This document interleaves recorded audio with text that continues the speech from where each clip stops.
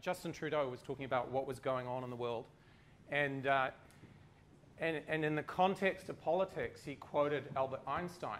You know, we cannot solve the problems with the same thinking that we used when we created them.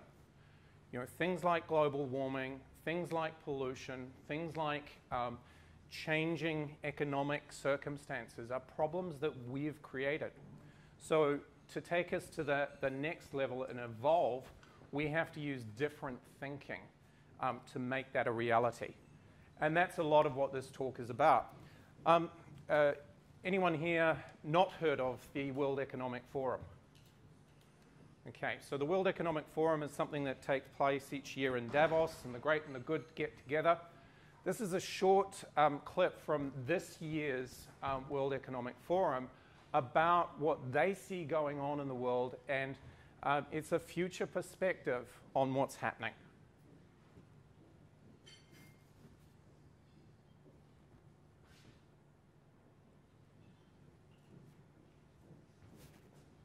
Oh, sorry.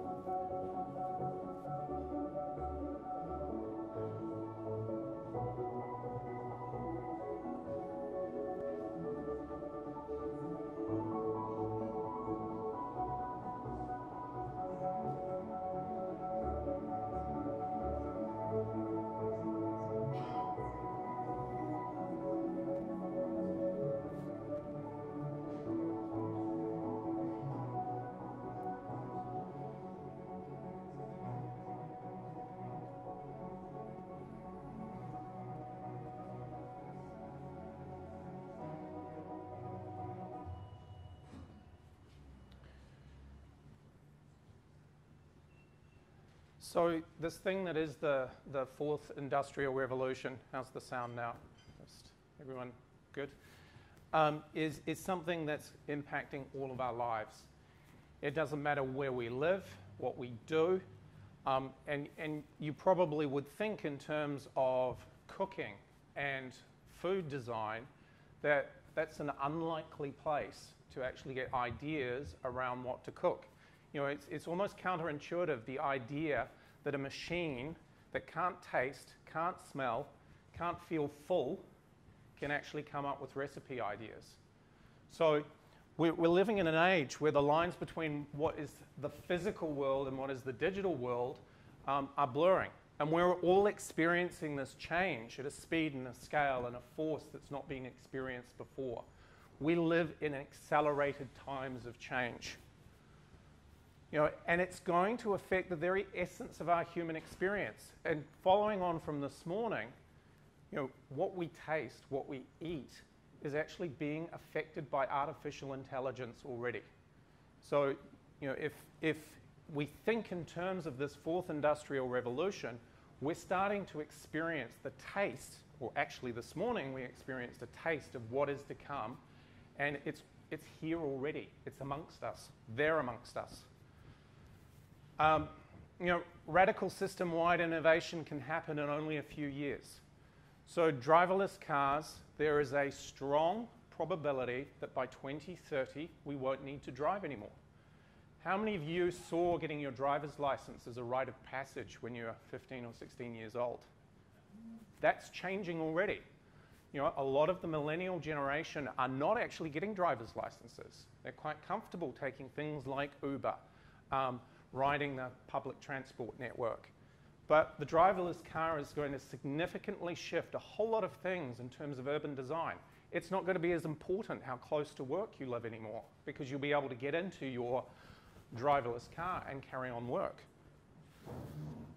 And this is a particularly interesting thing in terms of what Simon was talking about a little earlier in relation to the interplay between nanotechnology, brain research, 3D printing, mobile networks, and computing, when he was talking about genetic markers that are going to help us understand what foods are appropriate for us to eat.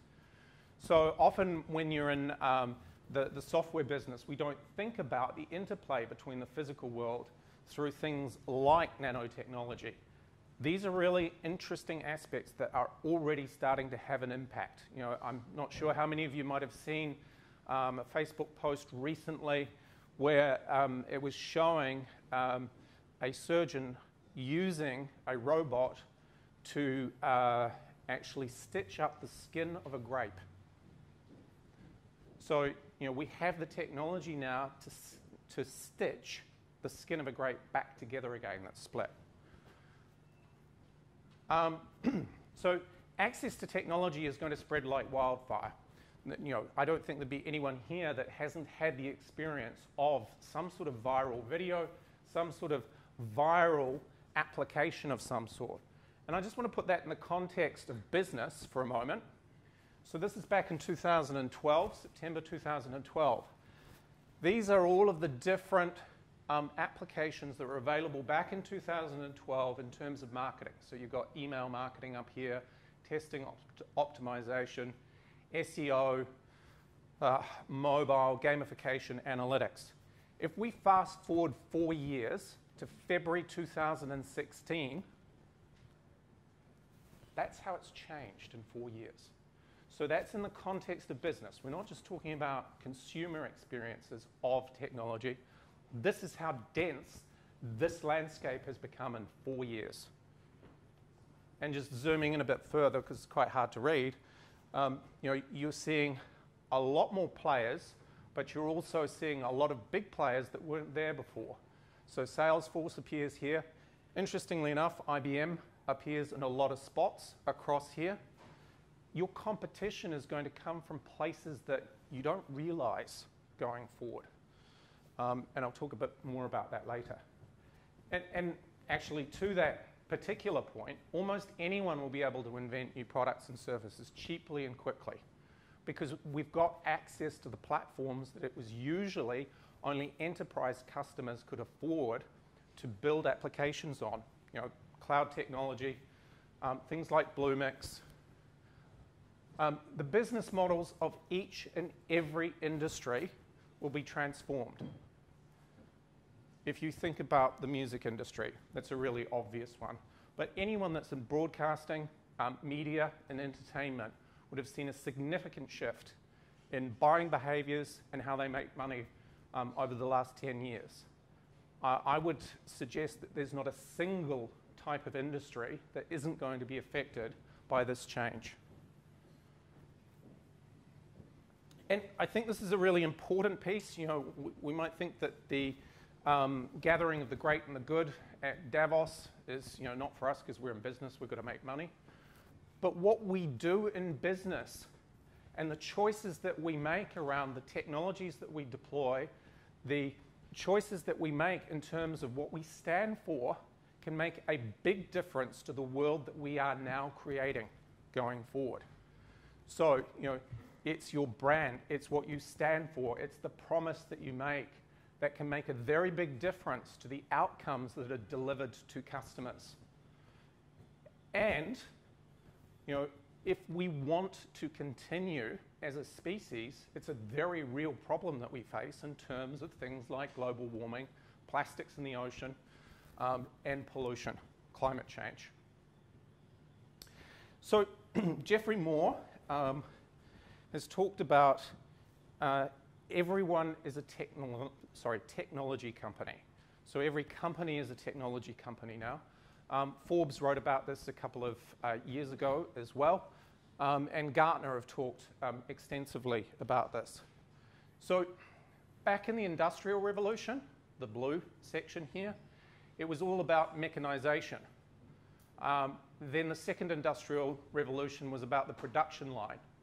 The third Industrial Revolution was about programmatic logic control and the use of the digitizing of vast amounts of information.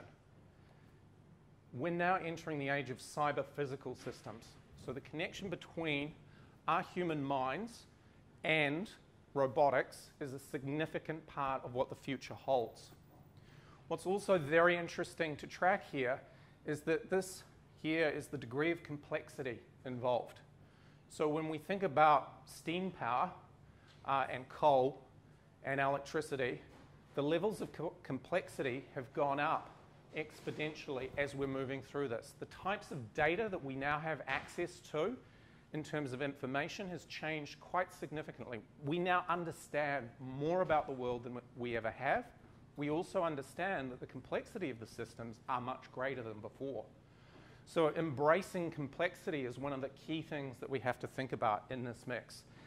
And I would suggest that every organization now needs to think in terms of how do we use technology to gain competitive advantage. So if you're in the restaurant industry, for instance, and you're dealing with food allergies, Watson is a piece of technology that you can apply to come up with more interesting taste combinations than bland combinations of food if somebody is, allergic to dairy, for instance. So we live in a digital disruption, and Geoffrey Moore, who wrote Crossing the Chasm, has recently talked quite a lot about what's going on in terms of disruption. And he would argue that the disruptions that we're experiencing from a technology standpoint come in three categories. Those three categories are around the business model, business operations, and then IT disruption. And there are different categories because the types of things that are going on are changing things quite significantly. So Uber is a good example of a business model disruption at work. Fundamentally, it's a car, it's a driver, it's getting from A to B, but the business model has changed. There's no operational difference necessarily other than the use of mobile technology. Things like Apple Pay, for instance, are good examples of business operations and the type of disruption that's occurring around business operations. And the Internet of Things is another example, if you like, of how business operations are going to be progressively disrupted over time. Some of this stuff at the top here feels more Big Bang in terms of its the experience of it. This stuff seems more incremental, and the further down we go here, the more incremental it seems. Now, we've built up IT systems that there's a lot of risk around migrating to different platforms around. So IT disruption is taking place at a different pace and in a different way to what you see at the top here. These are all important things to keep in mind as we consider how we're going to take advantage of this technological disruption that we live in and the fourth industrial revolution. So I want to give you an example of a business model disruption. So Airbnb, interesting phrase here, belong anywhere. How many here have used Airbnb? Interesting to note. It hasn't ruined the hotel business, but what it has done is change your experience of visiting cities. It's an entirely different experience to stay in a home versus a hotel. And it's very interesting, this concept of selling belonging. This is part of what the proposition or the experience is around Airbnb, is that you can create an environment where people can feel like they belong. That's not something that you would typically say about a hotel chain, although some people would, but they tend to be quite wealthy from my experience of such a thing. So Airbnb is another example of a business model disruption at work. Drone deliveries.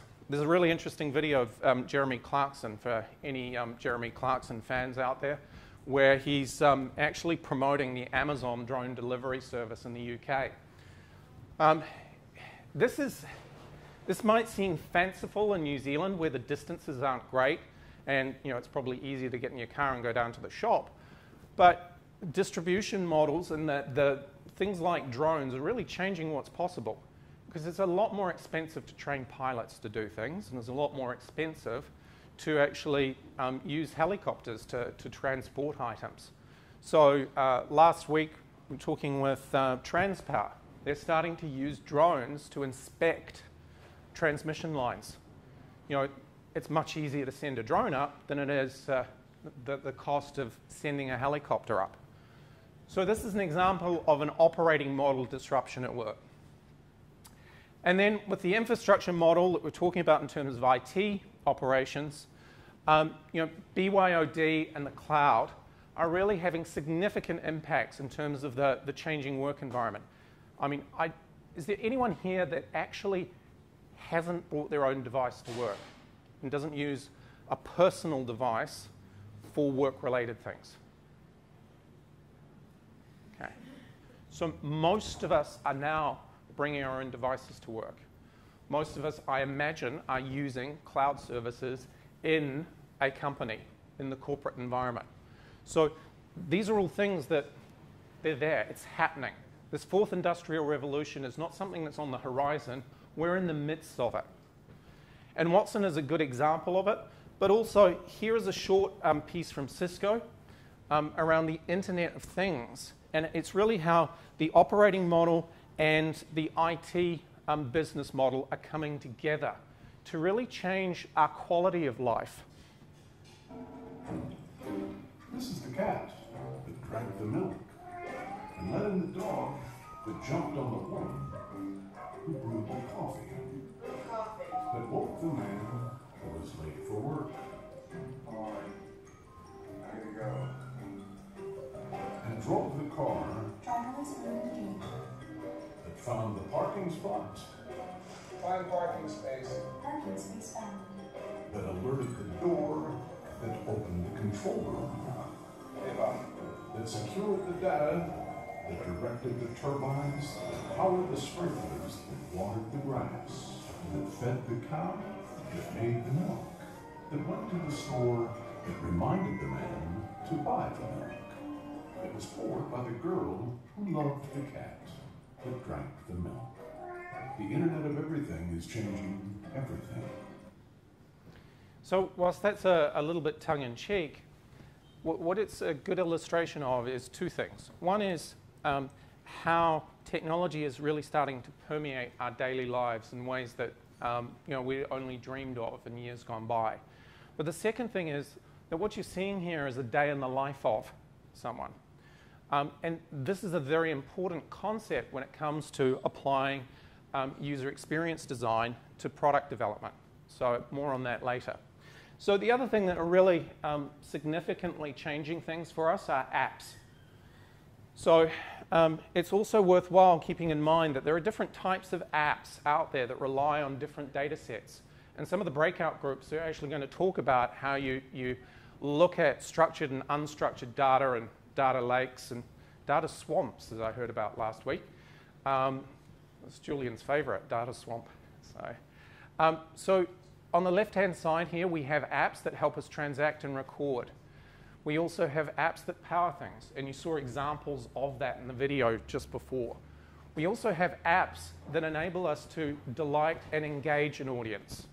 So, Facebook is an example, Candy Crush is an example of something that engages and delights us. Gamification is a good example.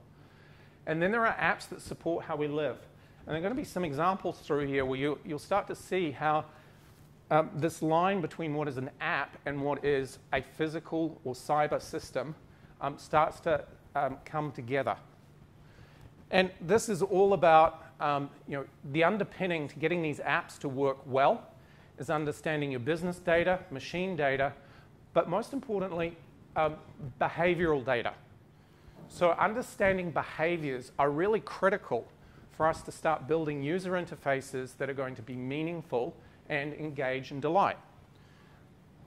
So this is actually a statistic from HP. By 2020, more than 1 trillion applications will be exchanging 58 zettabytes of digital data over 75 billion devices. So if you don't think the fourth industrial revolution's coming, there are plenty of people that do. So what we're seeing is a journey to a new style of doing business, especially within the context of IT. So systems of record are some of the things that you see on the left-hand side, and systems of engagement around customers, around prospective buyers are what we're starting to see on the right-hand side. And we've got to be able to cater to both. So a lot of the systems that are of record are about managing costs. What we're moving to is an environment where we want to create outcomes. Now, this is not news to those of you who are in IT. It's always been about creating outcomes. But there's a significant shift away from systems view of things towards human-centered design. And how do we actually make sure that the experience that the human being is having is relevant to that person in that moment? These are critical things to consider as we move through the journey in the fourth industrial revolution. So what we're seeing increasingly now, and here's one statistic, last year marked the point in time where the majority of the workforce are now in their 20s. So sorry, baby boomers who are in the room, you're now in decline. The most significant people from an influence standpoint, not from a control standpoint, but from an influence standpoint, are your 20-somethings. And those 20-somethings are forming these diverse groups that are helping redesign the experience that people have of your products, services, and of your brand. So we're seeing an increasingly diverse talent set and collaborative processes starting to occur within organizations. One of the critical underpinnings for that, though, is that we need to have a high trust culture for that to work. So you're seeing a significant shift in what we believe around what is important in terms of culture in the organization to help facilitate this sort of iterative experimentation and learning. What this process enables us to do is start with a minimum viable product. And it was actually Geoffrey Moore that started talking in terms of minimum viable product many years ago. And the lean startup sort of took that concept to the next level. What this ultimately means is that we can fail fast and we can fail cheap. And that's one of the important takeaways, if you like, in relation to user-centered design, that we want to be able to set up the conditions, and it is a cultural change, it's a mindset change that we have to think about, just in the same way as we potentially have to get our heads around what's going on in the fourth industrial revolution. We are having to adapt and evolve or change our thinking to make this happen. So we're seeing two speeds of IT. There's bimodal IT, which Shane is going to talk about a little bit later, starting to impact the way that we deliver IT services across those three levels of disruption that you see there. So changing our thinking is a really critical part of how we actually adopt a UX mindset into what we do, how we solve business problems, and how we create new business opportunities. And I think one of the things that's really important from this fourth industrial revolution piece is really starting to think about how the lines between what it is to be human are starting to blur. We're going to start having conversations with machines. How many of you have conversations with machines already through Siri? I set my alarm last night using Siri as an example. So our concept of what it is to be human is evolving rapidly.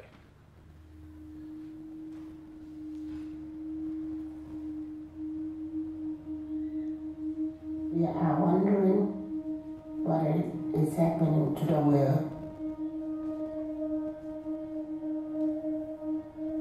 Everything is changing.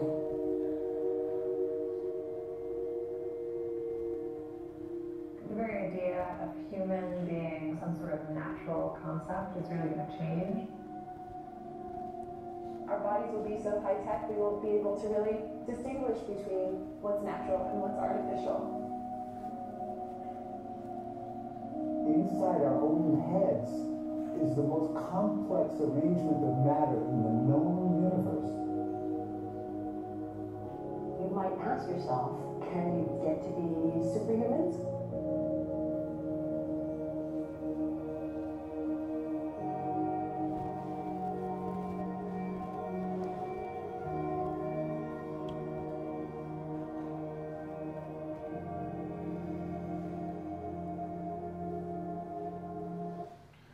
So it's an interesting thought. The idea of what it is to be human is going to evolve as a result of this. So when we talk about cyber systems starting to impact.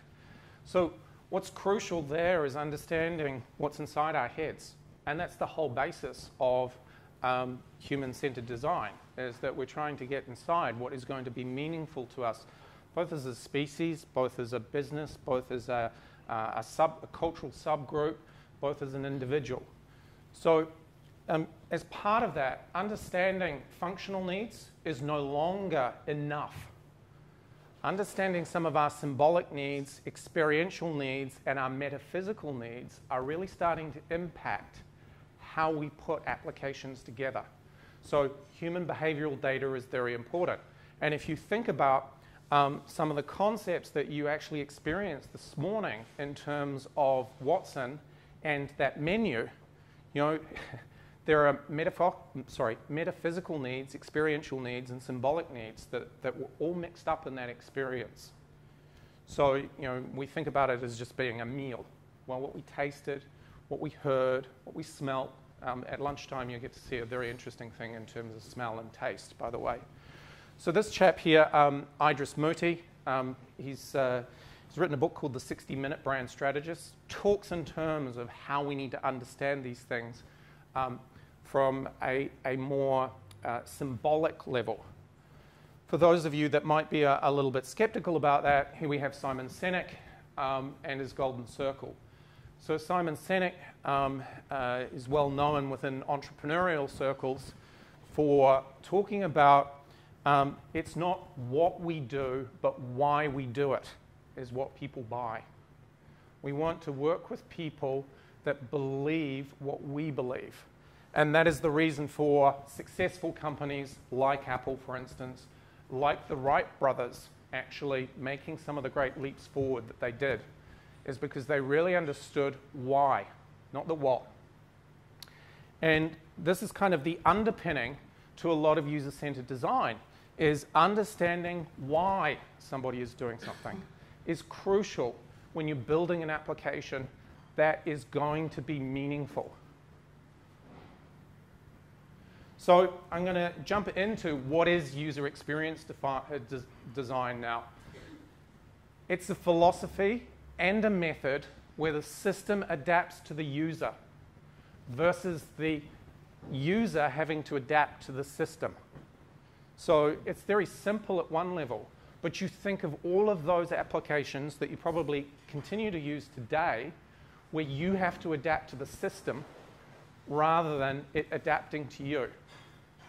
You've got to figure out how to use something. I was looking at a medical health application yesterday, and I was dumbfounded that a 70-year-old or an 80-year-old would be able to interface with this because it was just way too complex. You know, it's extremely important that we start to think in terms of the users. What are the components of user-centered design? Sorry. One point here is it's both an approach, a mindset, and an outcome. And so what are the components? Yes, functionality plays a part. Purpose, understanding why you're doing it, is critically important. But the two pieces that are central to achieving a fit-for-purpose outcome in the application of user-centered design are personas and understanding the user journey. So a day in the life of. You know, the cat that drank the milk, you know, that was spilt by the girl, you know, understanding what was going on in that household is going to inform and give you context where you can understand what sort of digital, social, and physical touch points are important. One of the things that's often overlooked in my experience is the social aspect of all of the applications that we're using now. But social is a really key part of what we do. Gathering around a table to eat a meal is a social construct in our society. So how do you make your digital applications relevant in that context? So now we're tweeting our meals, we're taking photographs of our meals and putting them up on Facebook and Instagram. Social is very important in design. So all of this enables us to create experiences around what we touch, what we see, and what we feel. Coming back to that idea of an app that engages and delights. So user experience in terms of an outcome is actually all about retaining more customers, achieving repeat business, increasing levels of satisfaction, driving higher margins, increasing sales, and increasing value. And the outcome is this entire thing here. So what we consider to be value is also shifting. What we feel is important in the value chain going forward. So I want to give you some examples of where UX actually applies. So the first instance, and I apply it, or we apply it each day when it comes to building digital demand generation, campaigns, and actually physical demand generation campaigns. You use UX when it comes to capturing your market. You've got to make sure that what you have, the messages that you have to put out to market are going to resonate. Second area where UX applies is in delivering products and services to your customers.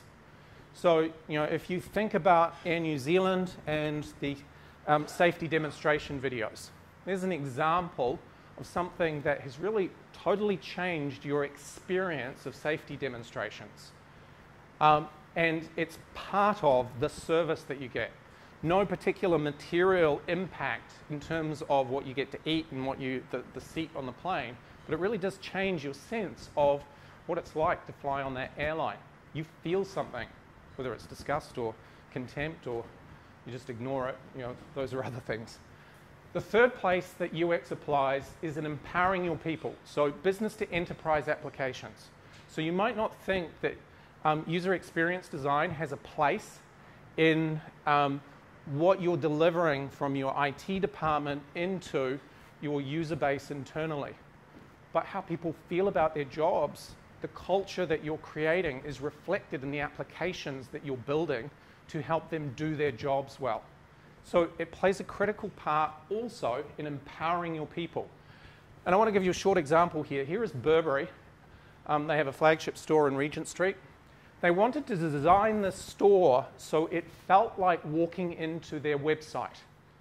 So there's a large screen where performances take place, a lot of digital screens where you can view different products and feel the real thing there.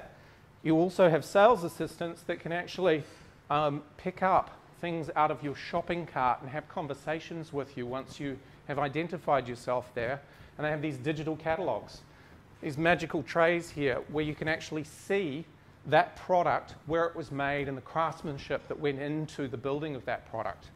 So Burberry is a really interesting example of how the digital and the physical world is blurring. What we experience in those two realms is starting to change. So again, this concept of what it is to be human is changing.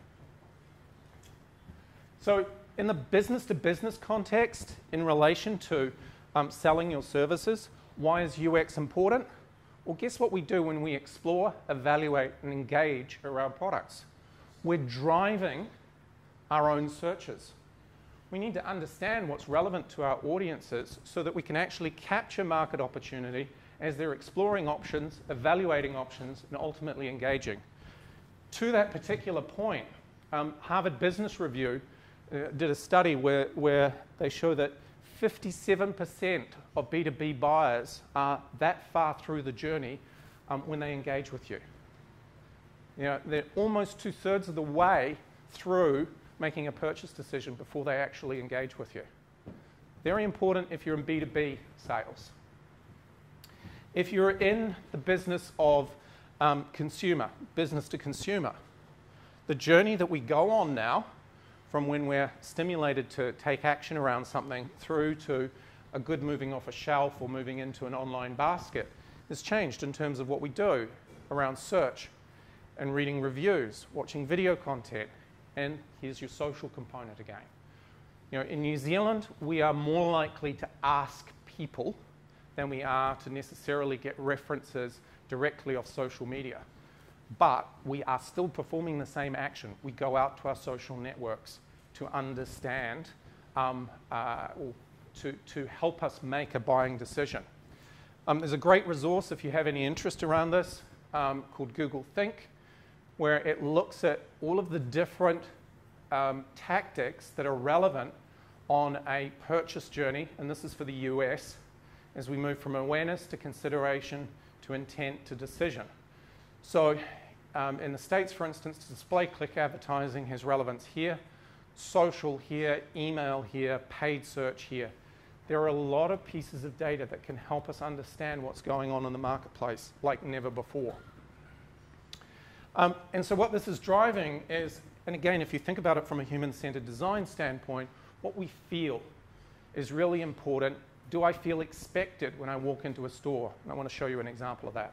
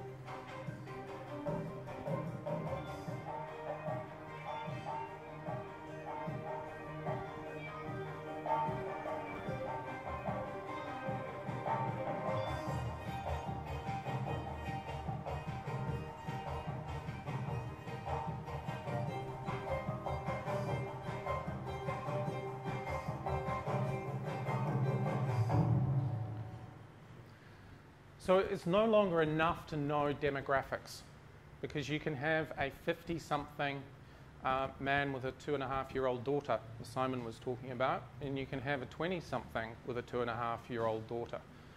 You know, these are factors that demographics are less and less relevant now. Understanding behaviors are more and more important, and stage of life, if you like.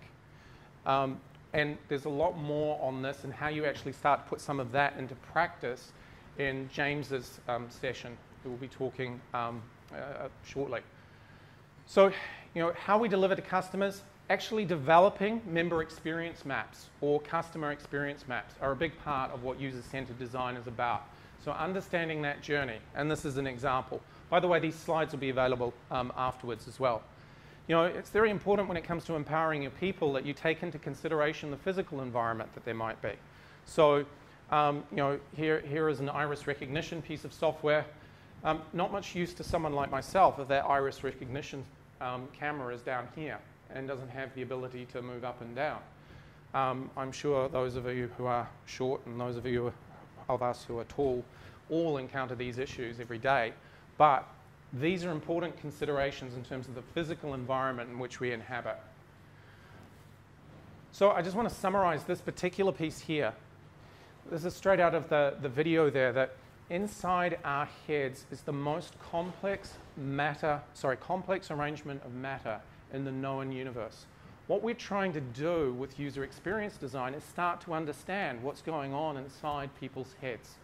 And this is a really fundamental part of how we need to build applications, how we need to build systems and customer experiences going forward. So I want to leave you with a few practical takeaways in terms of UX. It's very important in the UX process that you focus on users and tasks and the environment up front. Then you also want to make sure that there's a piece in there around empirical measurement and testing. And then there's also a piece around iterative design. I'm going to step you through an example of that, or some pieces around it. So one of the first pieces in UX is learn about your customers, empathize. Second step in that process is really construct a point of view based on customer needs and insights around people. Then there is a piece here around ideating, so brainstorming as many solutions as possible.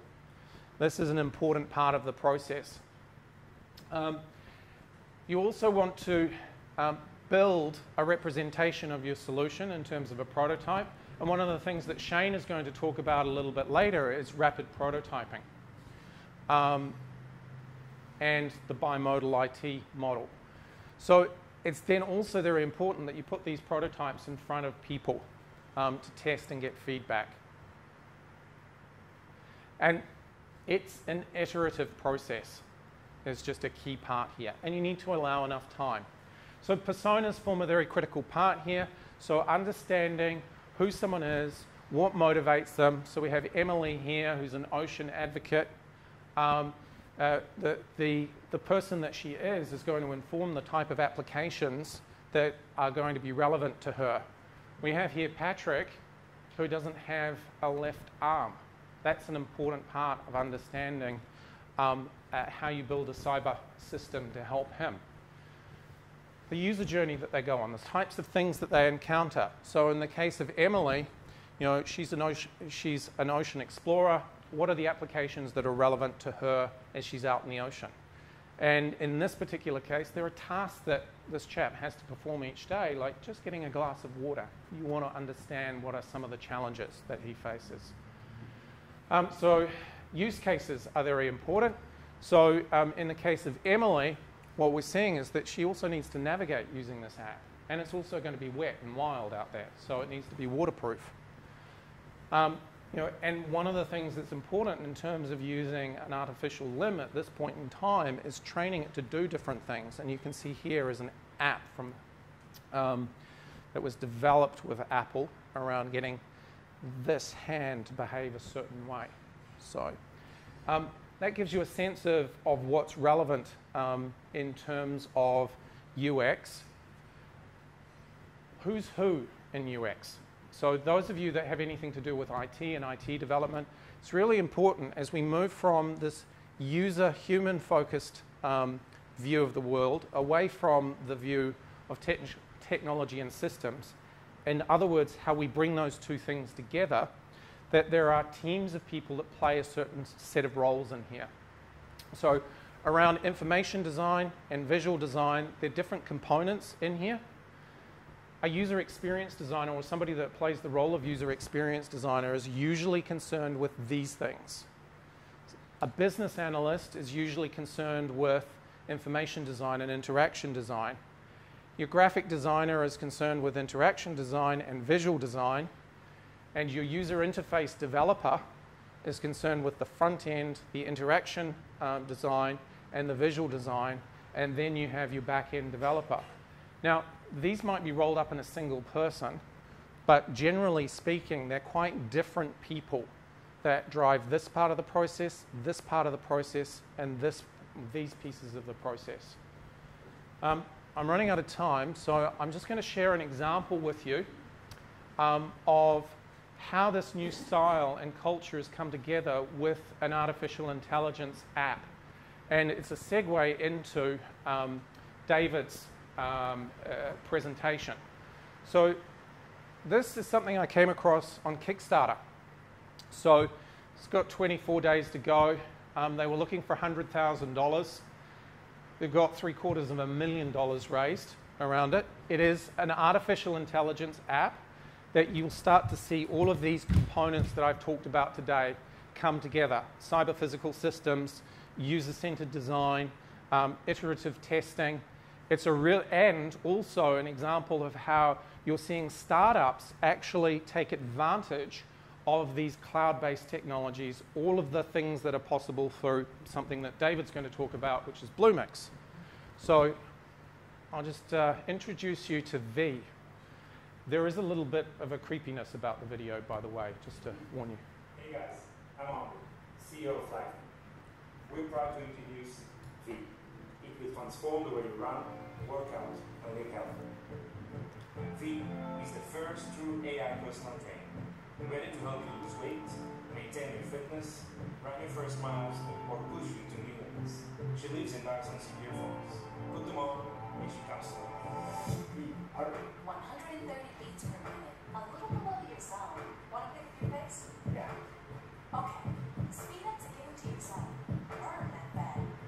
V pulls data from many sources, looking at your workout history, goals, and apps, including Google Fit and Apple Health Kit.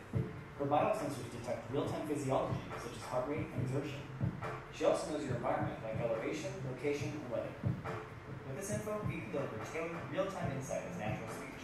To make sure V and your music sound great, partner with Carmen Cardinals with a beautiful sound to your ears. V has you run to the beat to find the right step grades. You can follow immersive sound to get to the right pace. And you'll run through milestone beacons along the way to get updates on your progress. 3 miles down. You got this. 27 minutes, 46 seconds. Heart rate, 144 beats per minute. Part of what we want you to be was create an AI that was unlike any other we wanted her to have personality that actually had an edge to it. That felt more human and more real and more personal. All right, let's hit another hill. All right. Okay, and you officially move on.